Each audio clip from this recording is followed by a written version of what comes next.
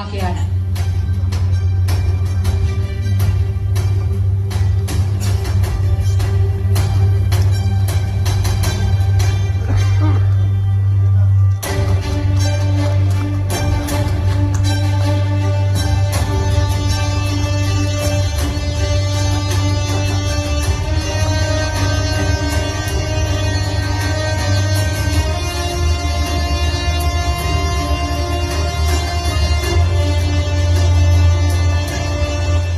Best Musical Video Award, Documentary Award, Short Film Award, Television Award, Film Award എല്ലാം ചേർന്ന്.